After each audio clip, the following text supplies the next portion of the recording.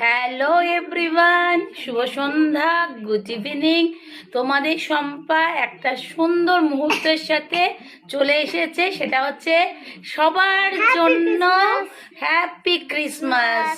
আমাদের যদিও ক্রিসমাসটা বাড়িতেই কাটে, যেহেতু বলেছি ছোট ছোট বাচ্চা, ওদের কথা ভেবেই কিচ্ছু করা হয় না, বাইরে যাওয়া হয় না।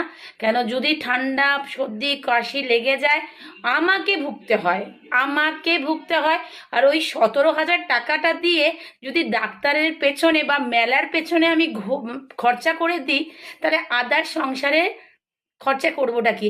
আর ক্রিসমাসটা যদিও 25 তারিখ হয়, তো বাচ্চাদের সমস্ত গিফট কিনে দিয়ে মেলা ঘুরিয়ে বা কারোর বাড়িতে গিয়ে সেলিব্রেশনটা করে একটু হলেও চাপের হয়। যারা বোঝে তারা তো বোঝেই, আর যারা বুঝেও না বোঝার ভান করে, আর তাদেরকে তো আর কিছু বলা যায় না। তাই ছোট্ট সোহাগের জন্য কিনে এনেছি একটা এই সান্তা ক্লসের টুপি, আর্টের জন্য এনেছি।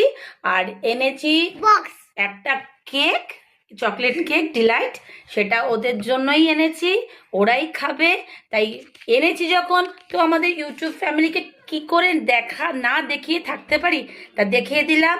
তো আমি যেহেতু কোনো জিনিস একা খাই না, সবাইকে নিয়ে খেতে ভালোবাসি, সবাইকে দেখাতে ভালোবাসি যে আমার লাইফে কি কি চলছে।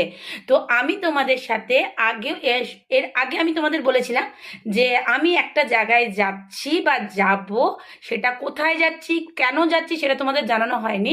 আমার 23 তারিখ কোর্ট ছিল, তো আমার এই হাসিটা দেখেই বুঝতে পারছো যে এই হাসিটার মধ্যে কিছু সত্যতা আছে, কিছু সত্যি আছে, কিছু ভালোবাসা আছে, যার জন্য আমি তোমাদের সামনে এই হাসি মুখ নিয়ে অনেক অনেক কিছু করার চেষ্টাও চলেছিল, করেওছে। সেখান থেকে ওভারকাম করে আমি কোর্টে গেছি, কোর্টের ডেট পর্যন্ত নিয়ে এসেছি। কিন্তু কি বলতো, অসৎ লোক, বেঈমান লোক তো আর কোর্টের দোরগোড়াও তো যেতে খুব কষ্ট হয়। হ্যাঁ, নিশ্চয়ই তার কাছে টাকা আছে, কিন্তু বাচ্চাদের পেছনে, বইয়ের পেছনে টাকাটা খরচা করতে কোথাও যেন এখানে লাগে, কিন্তু রক্ষিতা রাখতে পয়সাটা লাগে না। আর রক্ষিতা তো হচ্ছে আমার বাবান আর মামামের থেকে কিছু বছরের বড়। তো আমার স্বামী যে রক্ষিতার সাথে আছে, আমার যদি বয়স আমার বরের থেকে যদি কম হয়, তা রক্ষিতার বয়সটাও অনেক ছোট।